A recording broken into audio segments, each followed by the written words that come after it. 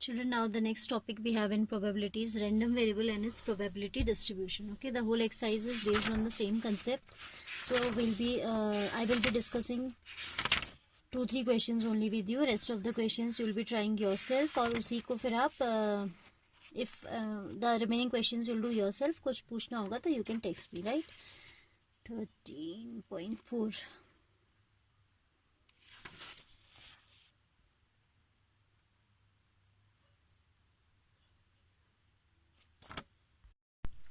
And this would be the last topic, children, for this year, from this chapter, probability. Which one? Probability distribution, random variable and its probability distribution. This will be the last topic. ठीक है, इसमें आपकी जो exercise है उसमें से कुछ topics हट गए हैं, like mean and variance was the next topic which is deleted for this year. Okay, so in exercise 13.4 we are having some questions which are removed out. Question number 10 to 17, these are out of syllabus now, these two, question number 10 to 17. So this is the last topic which we are going to study for probability, and then इसके बाद ये जो भी आपका है Bernoulli trials and binomial distribution, this is all deleted from the syllabus. Then in miscellaneous exercise, I'm first of all going to tell you कि अब बचा क्या है. Miscellaneous exercises I will not make you do, you will do it yourself, but you can ask the questions that are troubling you, right? Question number 5 and 6 and 8 are not in the syllabus. 5, 6, 9 these are deleted for this year. ठीक है, for this year these are not a part of board syllabus. And इसके बाद आपको बाकी सारे questions करने हैं. And again I'm pointing out miscellaneous exercise आप खुद करने जा रहे हो. So I'm 13.4 will be the last exercise that I'm going to teach you, because उसके बाद की जो exercise है 13.5 that is not a part of syllabus, क्योंकि Bernoulli trials and binomial distribution अच्छा था ये भी topic, but it's not a part of syllabus, तो हम इसे नहीं करेंगे. ठीक है, so this would be the last topic now, random variable and its probability distribution. That's very simple also. इसको मैं थोड़ा सा पहले एक एग्जाम्पल से समझाऊंगी, क्योंकि बुक में आप डेफिनेशन अगर पढ़ते हैं तो थोड़ी theoretically means if you try to understand तो difficult लगेगा. So it will be comparatively easy if we consider an example for understanding the random variable and its probability distribution.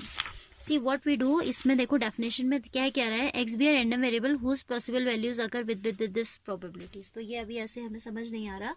So what we will do, we will consider an example. इसमें क्या होता है ना, variable random variable means its value will be varying, है ना, इसका value जो है vary करेगा, and it is associated to, suppose मैंने two coins simultaneously toss किए, HH, ST, TH and TT, these will be the outcomes if we are tossing 2 coins. तो अब हम क्या है, हम ये probability में interested नहीं है कि probability of getting 2 heads, probability of getting 1 head, this type of questions we have done a lot, है ना. अब यहाँ पे random variable क्या होता है, random variable में हम एक number के लिए interested है, we are interested to find out a number and its probability distribution. So suppose I am interested to know number of heads, number of times head appear, उसमें मेरा interest है to find number of times the head appear. तो अब head को suppose उस variable को हम x से दिखाते हैं, रैंडम वेरिएबल भी डिनोट बाय कैपिटल एक्स, तो उसकी पॉसिबल वैल्यूज क्या हो जाएगी, या तो 0 हो जाएगी, या 1 हो जाएगी, या 2 हो जाएगी, because we are tossing 2 coins only. तो maximum they can be 2 heads, minimum they can be means they can be no head as well as 1 head and 2 heads, ये आपको पता है. तो आपके एक्स के लिए एक टेबल बनती है, यहाँ पे आप वेरिएबल का वैल्यू रखते हो, random variable x, simplest example I have taken, and यहाँ आप उसकी corresponding probabilities लिखते हो, जिसको pxi कहते हैं, ऐसे xi कह देते हैं. xi means number of times the head appears, तो head has appeared, no time means in both the tosses we have got tail, तो 0 हो जाएगा x का value, once if it has appeared and twice if it has. तो 0 times means number of head 0, तो एक outcome है हमारे पास out of 4, probability is 1/4. 1 times we are having head, then we are having 2 out of 4, तो probability 2/4, and 2 heads के लिए probability हो जाएगी 1/4. तो एक तो ये बात ध्यान देना है कि जो आपके ये प्रोबेबिलिटीज हैं, what we have to keep in mind that suppose this is random variable 0, 1, 2, here we are interested to know the number of times head appears, so it has possible values for the simplest sample space I have taken, simple random experiment I have done. So the possible values for this xi is 0, 1, 2, these are the possible values and corresponding probabilities are these. तो अब आपको एक चीज यहाँ पे ये ध्यान देना है, like these are the probabilities associated to some sample point from the sample space, isn't it? किसी ना किसी की तो ये probabilities होंगी, तो ये नॉन जीरो होनी चाहिए. अदरवाइज हमारे पास कंसेप्ट है कि जो पी आई होता है वो greater than equal to probability zero भी तो हो सकती है, but in this case it will be non zero because there is some और the other means this is associated to some और the other event from the sample space. जैसे उसने कहा कि नंबर ऑफ हेड जीरो है, तो उसके लिए भी आपके पास एक आउटकम है ना, तो ये आपकी नॉन जीरो होती है. ऑब्वियसली नेगेटिव तो नहीं होंगी, है ना, तो प्रोबेबिलिटी आपकी जो आएगी वो जीरो से greater and less than one आएगी. And moreover, as in this manner, if we are defining a random variable, we are able to cover the entire sample space. ये सारा आपका mutually combine करने पे it is covering the whole sample space. Like one number of times zero है तो आपकी एक event आई कि zero times head has appeared this event, one times this head, twice two times तो ये आया, तो पूरा sample space cover up हो गया ना. So their sum will always be equal to 1. तो आप ये फॉर्मूला, ये भी आपका कंसेप्ट दिमाग में होना चाहिए कि summation of all these probabilities P X I I equals to 1 to n, जो भी आपका सपोज n वेरिएबल का जो वैल्यू है सब टू n, तो ये सम इज ऑलवेज 1. ठीक है, तो क्वेश्चन ऐसे आ जाता है कि which of the following can be random, miss which of the following table is representing random variable and its probability distribution, ऐसे क्वेश्चन आ जाता है. Before we go to the question, अब एक बार फिर से डेफिनेशन को पढ़िए. कह रहा है random variable is a real valued function. Real valued function क्यों इसने इसको बोला? Whose domain is a sample space of random experiment. Domain तो आप कहाँ से ला रहे हैं?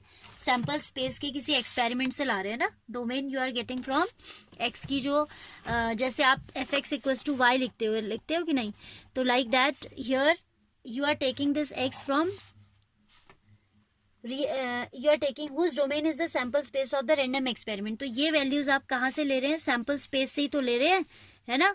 एंड रियल वैल्यूड फंक्शन क्यों है? क्योंकि इसकी इमेज हमेशा क्या बन रही है? एक रियल वैल्यू बन रही है.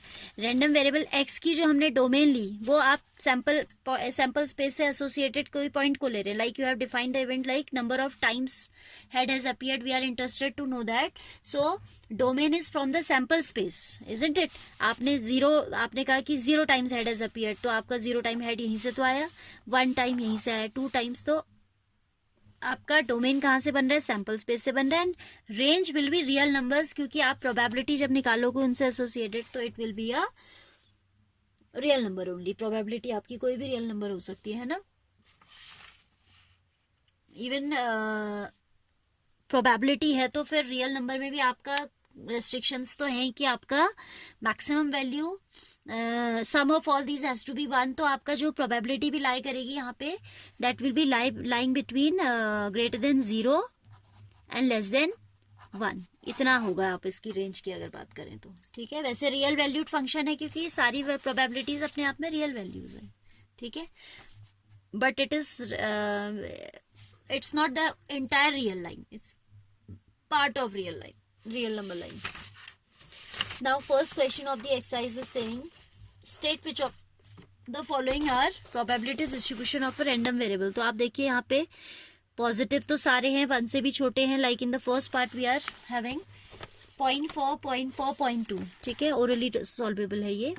तो you can see first condition is fulfilled that none of these is negative, है ना. ये सब आपका फुलफिल हो रहा है. आप secondly you have to check sum of all probabilities should be 1. तो आपका 0.4, 0.4 plus 0.2, it will give you 1 only. So this is, and in second one you can see this probability is negative, so you can reject it here only ki being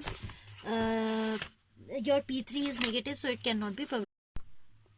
So here this in the second part this probability for random variable 3, when variable value is 3, probability is negative, so this cannot be the probability distribution because random variable तो आपका negative हो सकता है, but probability आपको मालूम है negative, cannot be the value of probability. तो this is not a probability distribution over random variable. Now in next one it is saying value of y is -1, 0, 1. ठीक है, तो वेरिएबल तो आपका नेगेटिव हो ही सकता है, x की तो कुछ भी वैल्यू हो सकती है, बट प्रोबेबिलिटीज में आप देखिए प्रोबेबिलिटी पहली कंडीशन तो फुलफिल करिए that all P I R greater than 0. 0.6, 0.1, 0.2. Now we should check their sum. 0.6 plus 0.1, 0.7, 0.9. Sum of all pi, sigma pi is not equal to 1, so this also is not the probability distribution of a random variable. Same way you can check for the next. So here we are done with the first question. Okay.